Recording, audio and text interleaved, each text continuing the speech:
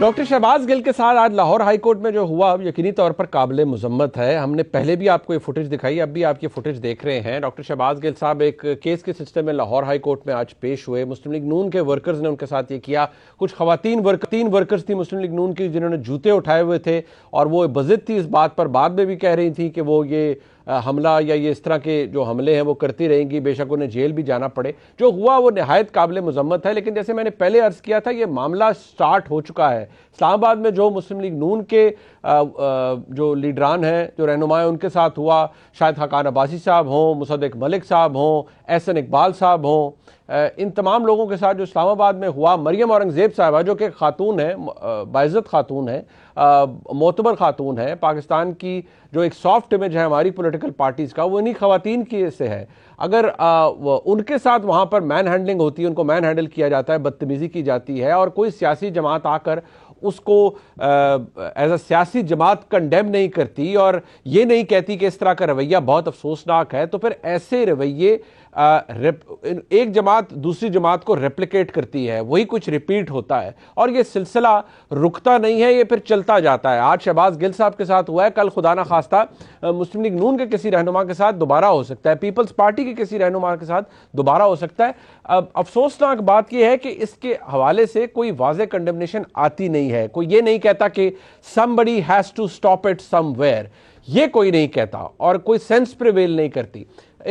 तारीखी तौर पर अगर देखा जाए तो पिछले आप तकरीबन 10-12 सालों का अगर अहाता करें तो कुछ ऐसे वाक़यात हैं जो कि आपको नजर आएंगे। जैसे 9 अप्रैल 2008 को मरहूम शेर न्याजी साहब के साथ एक वाक़या पेश आया।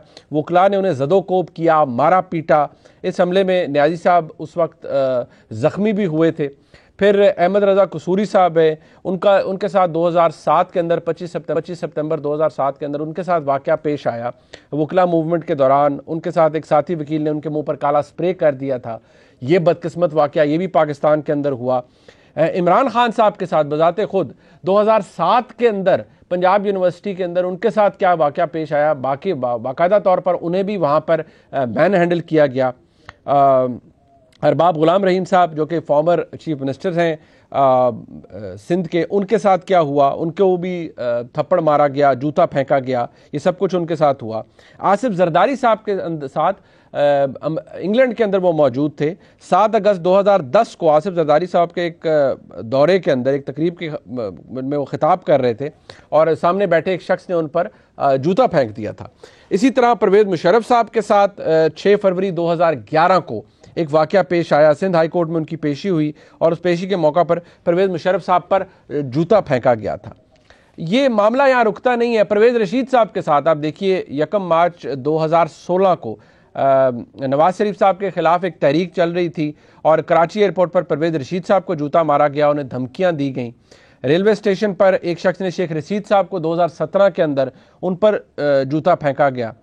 अलबत्ता वो शख्स की कोई कहा जाता है सियासी वाबस्तगी नहीं थी। एहसन इकबाल साहब के साथ एक दफ़ा तो ये हुआ कि उनके ऊपर बाकायदा तौर पर अटैम्प्ट की गई, उन्हें गोली मारी गई, लेकिन जो कि उनके फॉर्चुनेटली उनके बाजू पर लगी थी। लेकिन 24 फरवरी 2018 को नारोवाल में कैंपेन के दौरान एहसन इकबाल साहब के ऊपर जूता फेंका गया। और इसी तरह पीटीआई के एक एमपी थे अरबाब जहांदाद खान साहब, उन्होंने बाकायदा तौर पर इस तरह बलदेव कुमार के साथ उनका रवैया रहा, उन्होंने बाकायदा तौर पर एक वो कमोशन आपको देखने में नज़र आता है, एक लड़ाई देखने में नज़र आती है। इसी तरह नवाज शरीफ साहब के साथ 11 मार्च 2018 को वो लाहौर में जामिया नईमिया में मौजूद थे, तो नवाज शरीफ साहब को एक तकरीब में जूता उनके ऊपर फेंका गया। ख्वाजा आसिफ साहब के साथ ठीक अगले ही रोज़ 12 मार्च 2018 को उनके चेहरे पर स्याही फेंकी गई। और अगर आप देखें कि 14 मार्च 2018 को इसी इंतखाबी मुहिम में जवाबन इमरान खान साहब के जलसे में भी उन पर जूता फेंका गया, क्योंकि ये मामला चल पड़ा था तो फिर रुकता कहाँ।